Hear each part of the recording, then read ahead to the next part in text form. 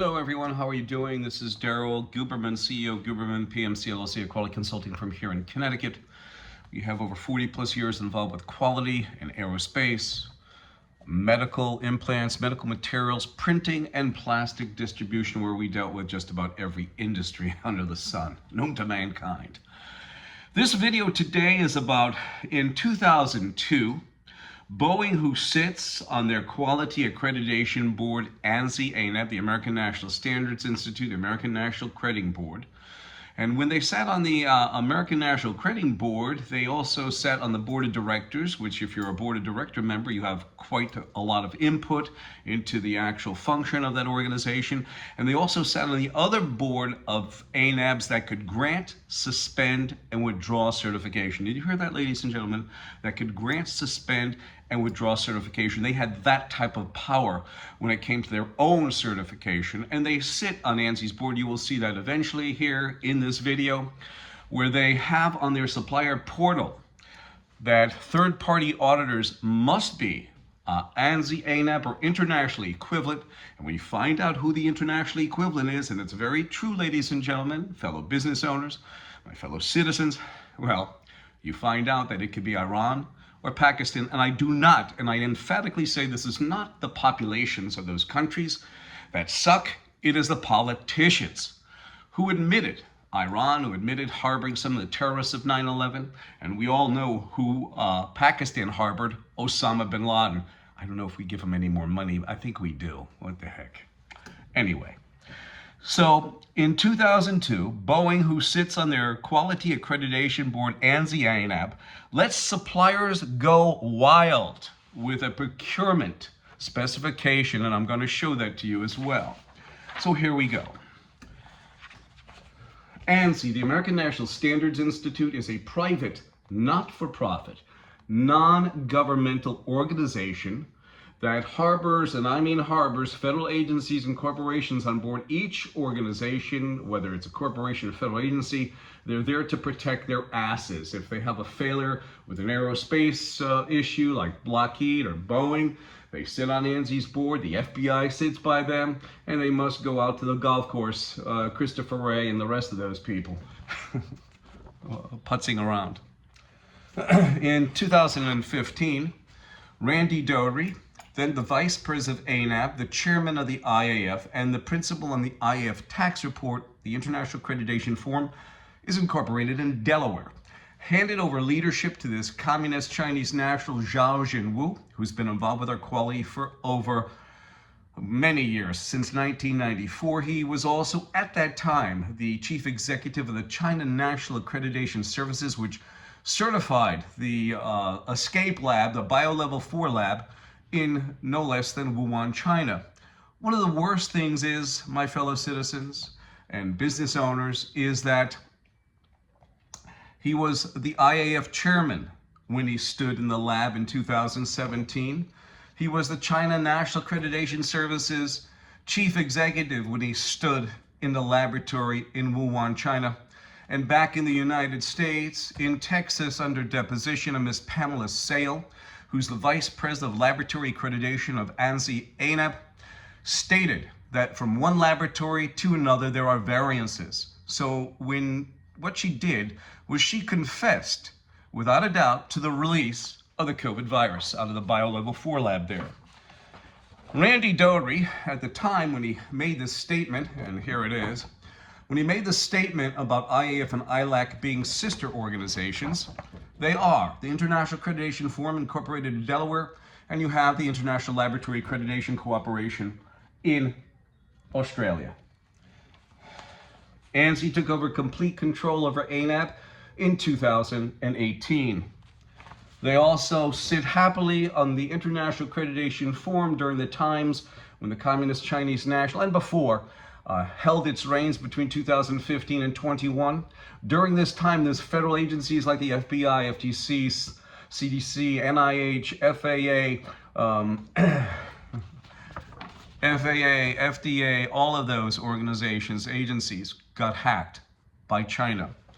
The thing that I did not tell you, and I will tell you once again, I say it in every video, that Zhao Jinwu is commanded and mandated by his country of origin, Communist China, to take anyone's data through the China National Intelligence Law, Article number 7.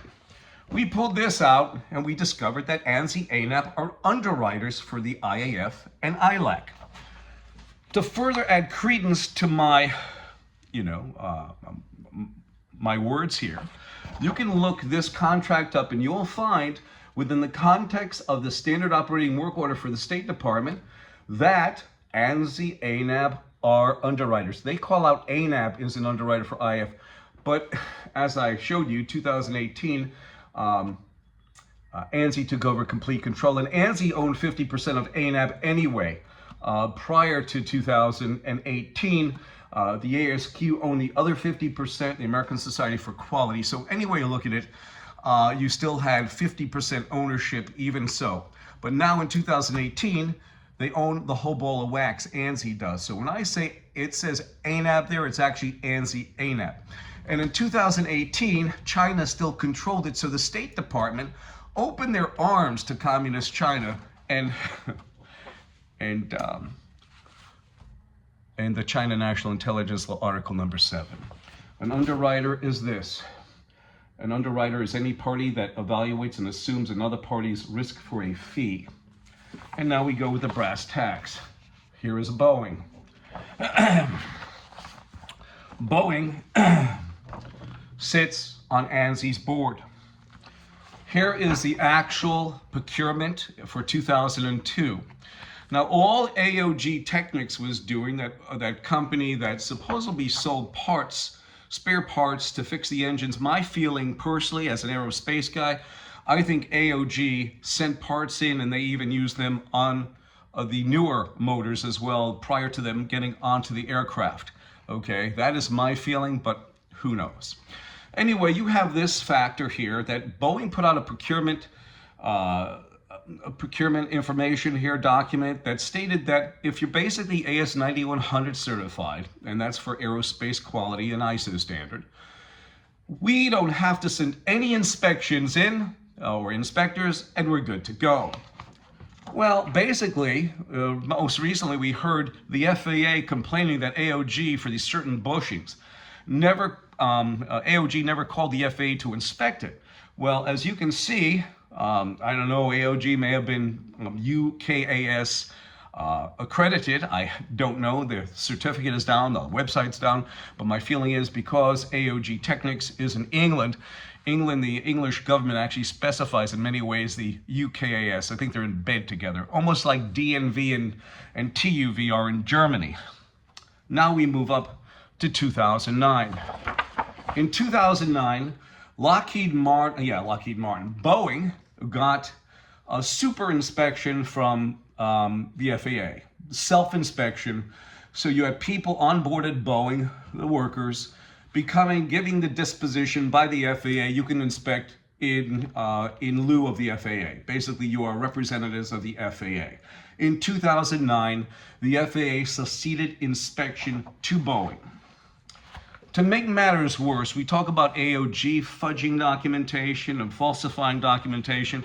Well, you have Boeing doing the same thing. Boeing fudge documentation, their steel supplier, Kobe Steel, who Kobe Steel last look was UKAS certified. And behind all of this, okay, we have a letter from Randy Doherty at the time, 2014, when he was the vice president of ANAP, chairman of the IAF, and also sat as a principal on the IAF tax firm. He stated that an IAF MLA or MRA, multi-regional agreement, multilateral agreement organization, is equivalent in accreditation to ANAP. So, if ANSI and ANAP are underwriters, they take full legal responsibility of the failures in the system, though they will tell you no. As a matter of fact, the DOJ sits on there, so do you think anything, ramifications will happen to them? Probably not. So you have Boeing fudging documentation. And then you go to AOG, their fudging documentation. And you discover all the way down the line, Pfizer fudges documentation. They sit on ANSI. Johnson & Johnson does the same thing. They fudge documentation, skip quality processes. But here we go. The FAA sits right over by Boeing on ANSI's board. And you have the Department of Transportation the Department of Justice.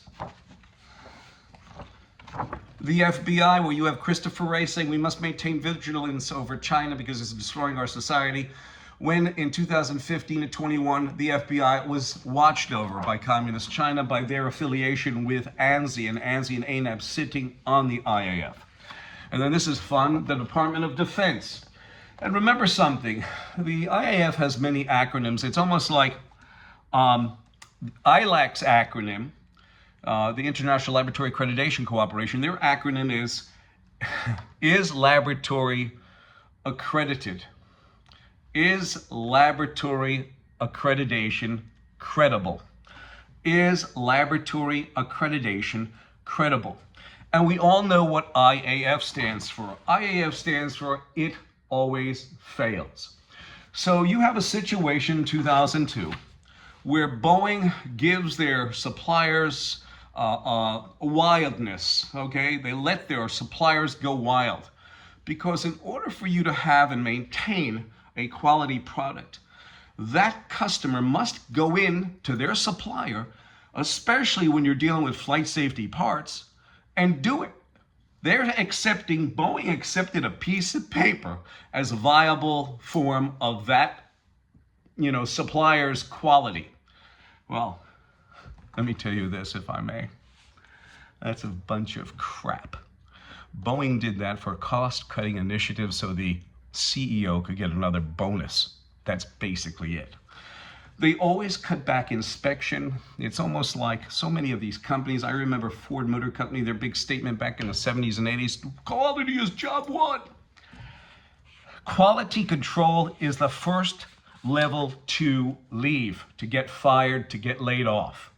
Corporations do not like quality control. They never have. People will probably deny this, but it's a fact. I was in aerospace. And it's horrendous. It's absolutely disgusting. I'm going to leave it here. But as you can see, Boeing allowed their suppliers to go wild. They accept a piece of paper as a viable form of that company's quality. Okay? That's number one. Number two, the FAA in 2009, that was 2002, 2009, the FAA says, go ahead, we succeeded inspection here in a Boeing employee. We dispense a badge to you from the FAA.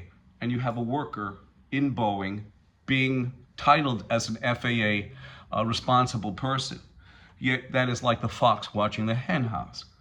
I'm going to leave it here. This is Daryl Guberman, 203-556-1493, or Daryl, DARYL, TQRS @yahoo.com. I thank you.